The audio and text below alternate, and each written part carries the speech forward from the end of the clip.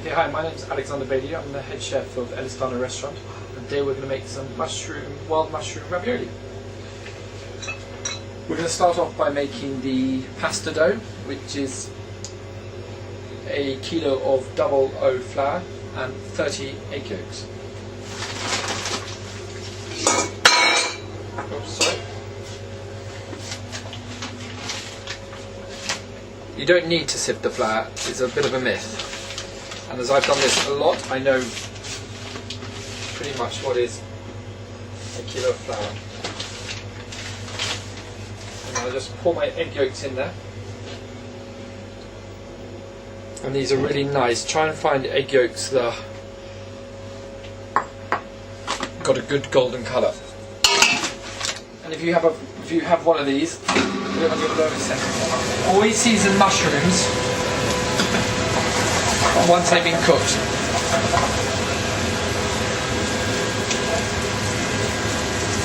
What you want to do is try and keep the moisture inside of the mushrooms, not in the pan.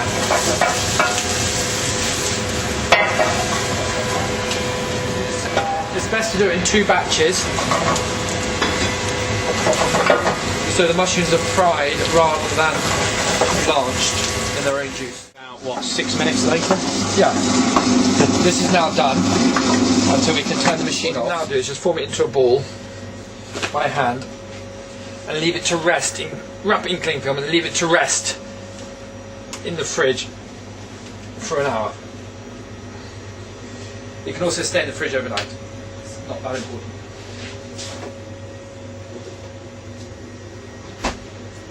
In the time-honoured fashion, this is the one I did earlier.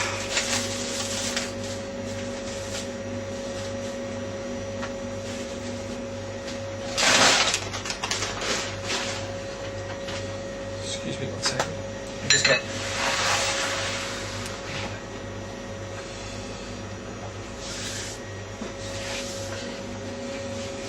We use semolina flour now to stop it sticking to the workbench, to the pasta machine, and to itself. I'm just going to lightly dust not only the bench but also the machine.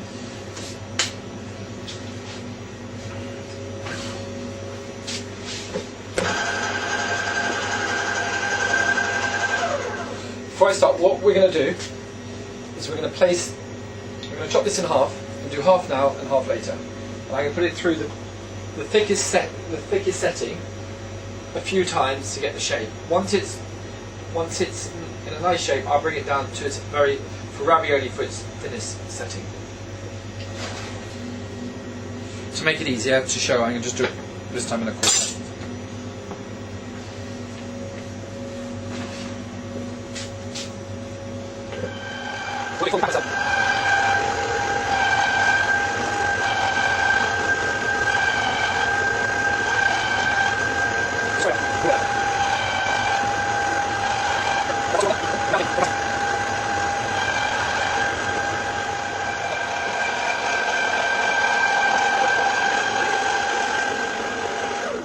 If you can feel, a good tip is if you look closely, you can see my hand. I can see my hand just about through the pasta. And you really want to go as thin for ravioli as you dare. You just do in half, and make a line, and you can cut it. So this will be for the bottom, and this will be for the top. We'll quickly make the ravioli mixture. The pasta's now resting in the fridge for an hour. We fried off the mushrooms. Now this is the time to make the actual filling. That's great. These are the mushrooms we had earlier, and I've chopped them up, half of them chopped them up. So if I just take a handful and put them in the bottom.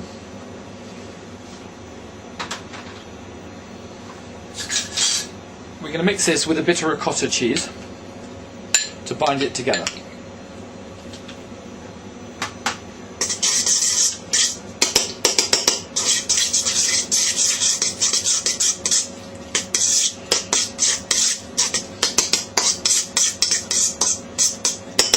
The mushroom mixture and the ricotta are quite a wet mixture, and what we're looking for is something quite dry. When you're ever making ravioli, the mixture needs to be quite dry. And the best way of drying it out is by adding a bit of Parmesan, which can just absorb any excess moisture. For a bit of flavouring, I can add a bit of chopped garlic,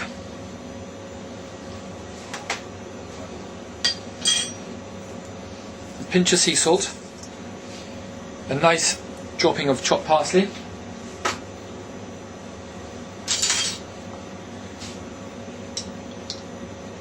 a couple of drops of lemon juice.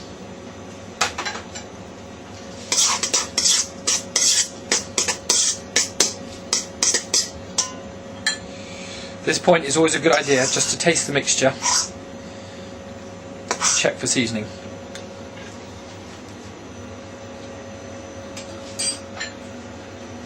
Do with a pinch of salt.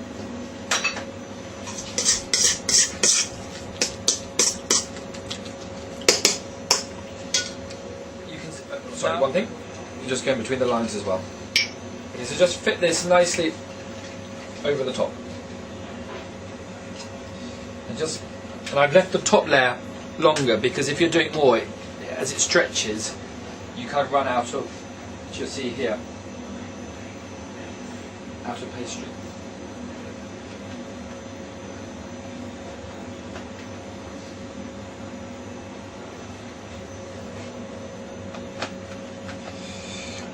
Don't worry about any imperfections either. It's not meant to look like it's come out of a packet. It's meant to look like you've made it yourself.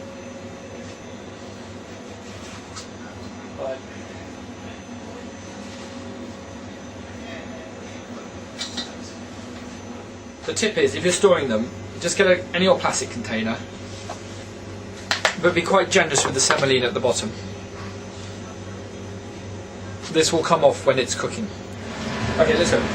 The ravioli take 4 minutes to cook. I'm going to pass over to my sous chef, who's going to cook them for me, and we do it in a pasta boiler, and make sure your water is nice and salty.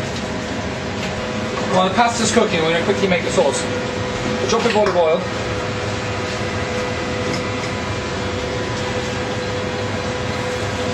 A few bits of red onion, and some garlic, some chopped garlic.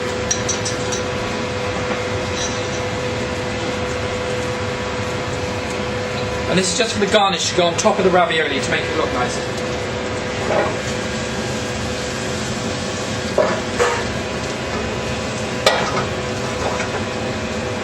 And we add some mushrooms.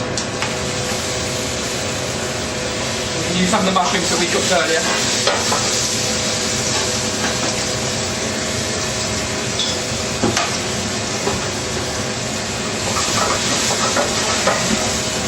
And then a little bit of mushroom stock that we made.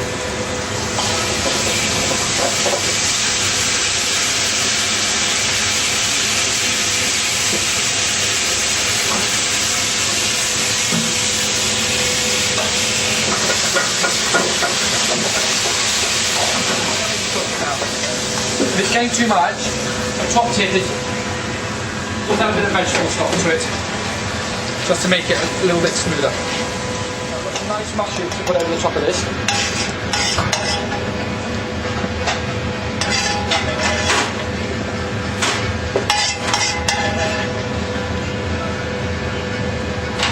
And if you really want to be fancy, a nice drop of truffle oil on top. Parmesan shavings,